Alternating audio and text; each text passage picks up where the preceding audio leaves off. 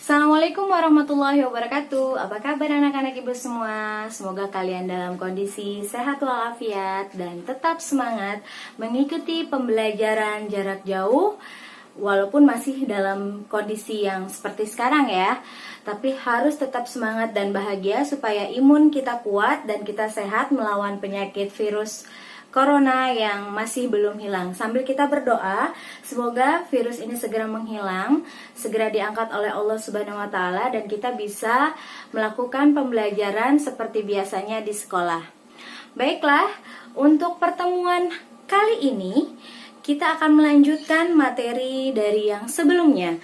Kalau kalian lupa, Ibu ingatkan kembali bahwa pertemuan sebelumnya kita telah mempelajari karya tulis ilmiah, kemudian juga proposal, dan masih banyak materi lainnya. Nah, dari materi-materi yang sudah kita pelajari sebelumnya itu, ada kaitannya materi yang sekarang akan kita pelajari. Namun, sebelum lebih lanjut lagi mempelajari materi bagaimana cara menulis judul sesuai dengan PUEB atau Peraturan Dalam Bahasa Indonesia, sama-sama kita berdoa terlebih dahulu ya. Oke, baiklah. Sebelum kita mulai belajar, mari kita berdoa. Semoga Allah memberikan kelancaran dalam pembelajaran kita hari ini dan juga memberikan manfaat untuk kita semua. Berdoa dimulai.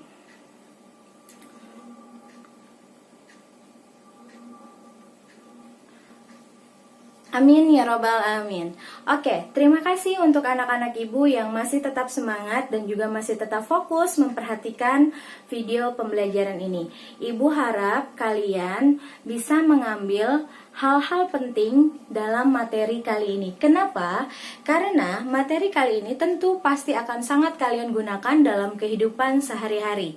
Ya, bagaimana kalian harus bisa menulis secara baku penulisan judul yang benar supaya apa yang kalian sampaikan ke orang lain itu juga bisa memberikan manfaat. Nah, kita lanjut ya. Bagaimana cara penulisan judul yang benar sesuai dengan PUEB? Yang pertama, setiap huruf harus diawali dengan huruf kapital. Huruf awal katanya harus diawali dengan huruf kapital. Ya, ada beberapa ragam cara penulisan judul, diantaranya adalah menulis keseluruhan huruf dengan menggunakan huruf kapital. Tapi kalian harus tahu ya, bahwa kalau kita menggunakan semua hurufnya dengan huruf kapital, itu akan mengurangi keindahan dalam penulisan. Nah, oleh sebab itu, kita terbiasa menggunakan huruf kapital di awal kata. Sebenarnya sih nggak salah pakai huruf kapital semuanya, tapi secara estetika itu kurang tepat atau kurang bagus gitu ya untuk dilihat. Nah, kalian bisa melihat ini adalah contoh dari penulisan judul yang tepat. Misalnya kita lihat ya, di situ ada resep soto ayam Nusantara. Maka huruf awalnya adalah huruf besar semuanya atau huruf kapital semuanya, ya. Oke, kalian bisa perhatikan. Baiklah, yang berikutnya adalah, jadi ingat harus huruf pertamanya huruf kapital. Yang berikutnya adalah gunakan huruf kecil untuk preposisi, konjungsi, dan interjeksi. Jadi perlu diperhatikan ketika kalian menulis judul, tidak semua kata diawali dengan huruf kapital. Ada beberapa aturan di mana kata tersebut tidak perlu diawali dengan huruf kapital, yaitu kata-kata yang berupa preposisi atau kata depan, konjungsi atau kata penghubung atau kata sambung, dan juga interjeksi atau kata ekspresi. Nah, kata-kata ini tidak perlu menggunakan huruf kapital pada saat kalian menulisnya. Gitu ya. Baik, satu persatu akan Ibu jelaskan. Yang pertama adalah preposisi. Kita pernah belajar tentang preposisi pada saat kalian kelas 10. Ya, preposisi adalah kata depan yang diikuti oleh kata lainnya. Contohnya dari preposisi yaitu di, ke, pada, dalam, yaitu kepada, daripada, untuk, bagi, ala, bab, tentang, sebab, secara, terhadap, dan lain-lainnya. Nah, beberapa contoh yang bisa kalian lihat. Yang pertama adalah surat dari Praha.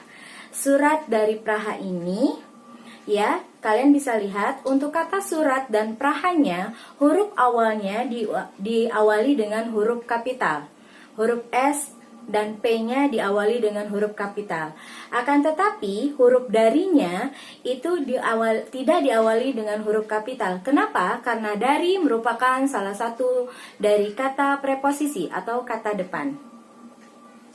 Yang berikutnya, contoh berikutnya adalah anak perawan di sarang penyamun. Kalian bisa lihat ya, dari 4 kata itu atau 5 kata tersebut ada kata yang tidak diawali dengan huruf kapital, yaitu kata di. Karena di adalah bagian dari preposisi atau kata depan. Oke. Nah, tapi perlu kalian ingat juga nih bahwa walaupun preposisi kalau letaknya ada di awal kalimat, dia tetap menggunakan huruf kapital. Jadi, peraturan ini hanya berlaku untuk kata yang letaknya selain di awal kalimat, di tengah atau di akhir kalimat. Contohnya seperti judul di bawah lindungan Ka'bah. Di merupakan bagian dari preposisi. Dan akan tetapi karena dia berada di awal kalimat, maka dia menggunakan huruf kapital. Oke, sampai sini jelas? Mudah-mudahan jelas ya. Kita lanjut berikutnya untuk yang konjungsi.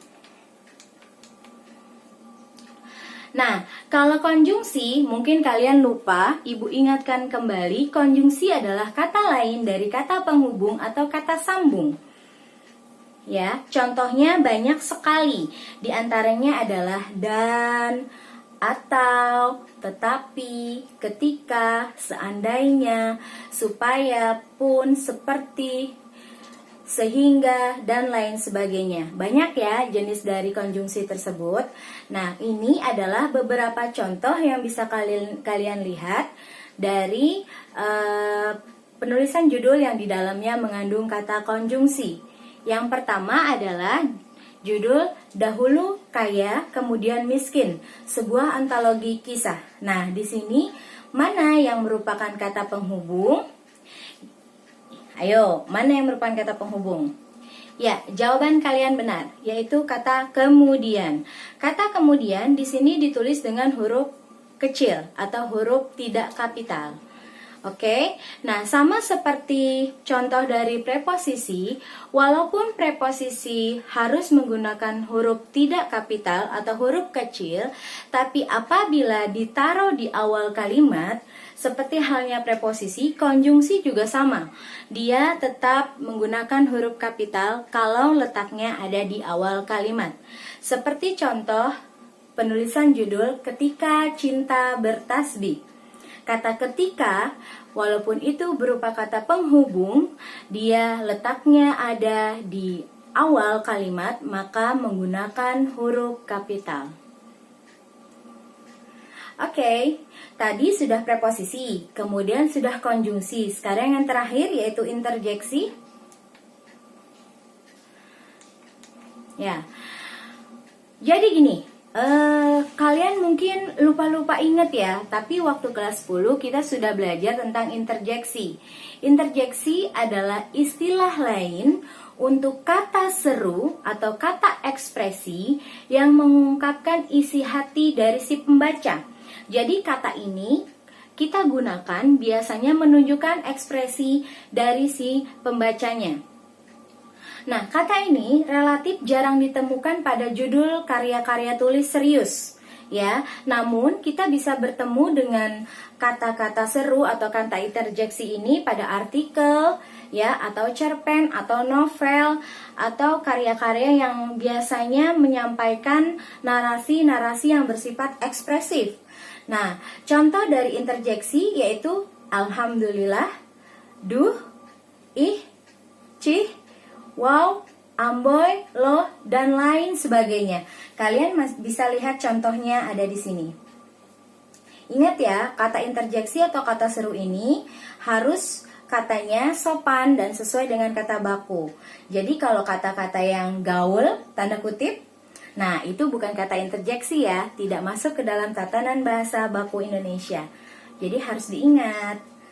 Nah, contoh dari judul-judul interjeksi kita lihat ya. Yang pertama ada judul, nah ini biasanya kita temukan di dalam artikel, atau di dalam bacaan-bacaan yang kita temui di media massa ya. Nah, contohnya misalnya gaya busana adik Alisa Subandono ini tidak kalah dengan kakaknya loh. Nah, kata interjeksi di sini adalah kata lohnya. Ya, kata loh ini sebagai pengungkap ekspresi ketika kita membaca ini ya, membaca judul ini. Nah, kata loh ini, L-nya ini menggunakan huruf kecil ya, karena berupa kata interjeksi. Berikutnya, contoh yang kedua adalah jalan-jalan ke Maldives yuk. Nah, ini kan ekspresi mengajak ya. Kata yuk di sini juga menggunakan huruf kecil, begitu. Baik, kita lanjut. Yang ketiga adalah contoh dari kata ayo membaca. Ya, kalau ada kata judul yang seperti ini, walaupun sama seperti dengan konjungsi juga preposisi, ketika dia berada di awal kalimat, maka dia tetap menggunakan huruf kapital. Gitu. Baik ya. Coba sampai sini sudah paham belum cara penulisannya? Mudah-mudahan paham ya. Oke, kita lanjut lagi. Nah, tadi ada beberapa tata cara penulisan menurut PWB. Ya, sekarang kita perhatikan yang ketiga ya. Yang ketiga adalah ketika kita menulis sebuah judul dan di dalamnya itu ada kata ulang, ada aturan yang juga harus kita perhatikan ya. Kaidah penulisan huruf kapital pada kata ulang ya. Yang harus kita perhatikan adalah pada dasarnya kata ulang itu bisa didefinisikan sebagai kata yang telah mengalami pengulangan atau reduplikasi ya. Kata ulang dalam materi bahasa Indonesia biasa juga disebut dengan reduplikasi pada kata dasarnya. Nah, kata ulang itu dibagi-bagi ya. Yang pertama ada kata ulang murni atau dwilingga dan kata ulang semu yang harus ditulis dengan huruf kapital di setiap awal kata karena sifatnya yang bisa dibilang tidak mengalami perubahan apapun. Nah, jadi kalau kita mengulang kata tanpa merubah kata awalnya atau kata dasarnya, maka huruf yang digunakan adalah huruf kapital semua. Ibu ulang sekali lagi, kalau kita mengulang kata, ya katanya yang diulang itu tidak berubah sama sekali, sama dengan kata yang awal, maka dua-duanya menggunakan huruf kapital. Oke, kita lihat contohnya di sini. Contoh yang pertama adalah pengalamanku menyembelih biri-biri di hari raya kurban. Nah, kata ulangnya adalah kata biri-biri. Kata biri-biri ini termasuk kata ulang murni, ya. Jadi tidak ada perubahan sehingga dia menggunakan huruf kapital dua-duanya. Di dua kata tersebut menggunakan huruf kapital. Yang kemudian yang kedua adalah sayap-sayap kenangan. Sama seperti contoh yang pertama, jadi huruf sayap-sayapnya dua-duanya itu huruf besar semuanya. Ya, untuk S-nya itu huruf awalnya huruf besar semuanya. Kemudian judul yang ketiga contohnya adalah kecil-kecil jadi manten. Nah, kayak judul sinetron ya, kecil-kecil jadi manten. Oke, nah kecil-kecil jadi manten ini sama huruf kata ulangnya dua-duanya menggunakan huruf kapital. Gitu. Ya, jadi ini disebutnya dengan kata ulang murni atau dwilingga. Ya, yaitu kata ulang yang di dalamnya tidak ada perubahan gitu. Kalau kalian mendengar kata reduplikasi itu adalah bahasa lain dari kata ulang, gitu ya. Kita lanjut. Nah, ada juga selain dwilingga atau kata ulang murni, ada juga bentuk kata ulang sebagian atau kata ulang berimbuhan atau biasa kita sebut dengan kata ulang dwipurna. Nah, atau juga kata ulang yang perubahan semuanya sederhana sudah mengalami perubahan bentuk. Hanya ditulis. Nah, kalau modelnya seperti ini, tulisannya itu kapital, huruf kapitalnya hanya ada di kata awal. Kata berikutnya menggunakan huruf kecil. Gitu ya, Ibu ulang ya. Kalau ada kata ulang yang sudah mengalami perubahan atau kata yang keduanya berbeda dari kata awalnya, maka huruf dari kata yang kedua menggunakan huruf kecil atau bukan huruf kapital. Contohnya seperti yang kalian lihat di sini, ya. Ada judul yang berjudul 1, berjalan-jalan di kota Surabaya. Kata berjalan-jalan adalah kata ulang yang sudah mengalami perubahan, sehingga kata jalan di kata yang kedua menggunakan huruf kecil. Gitu ya.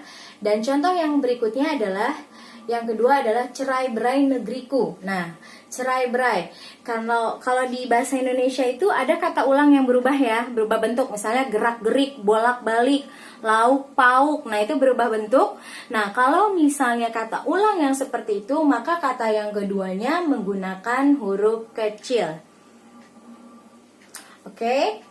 Ingat ya, jadi kalau kata ulangnya sama seperti kata dasar, maka dua-duanya menggunakan huruf kapital.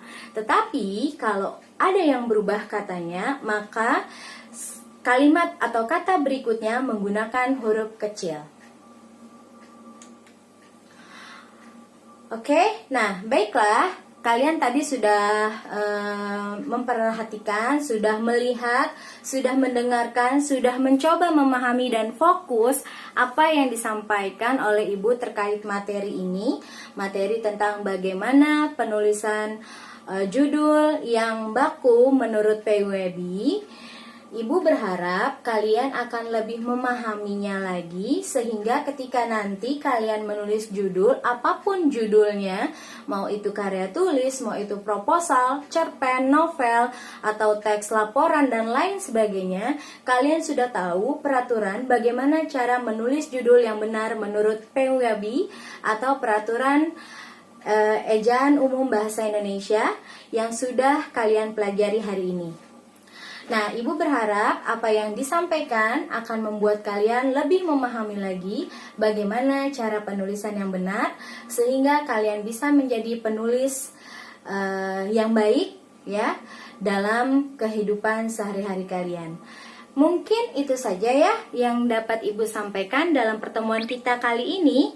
Semoga kalian memahami dan semoga kalian lebih jelas lagi.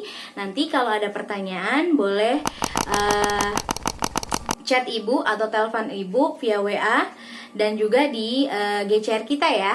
Oke, terima kasih sudah memperhatikan. Semoga kalian tetap semangat, semoga sehat selalu, dan pastikan kalian tetap menjaga kesehatan, menjaga protokol kesehatan supaya memberikan keamanan untuk semuanya. Itu saja yang dapat Ibu sampaikan. Semoga bermanfaat. Assalamualaikum warahmatullahi wabarakatuh.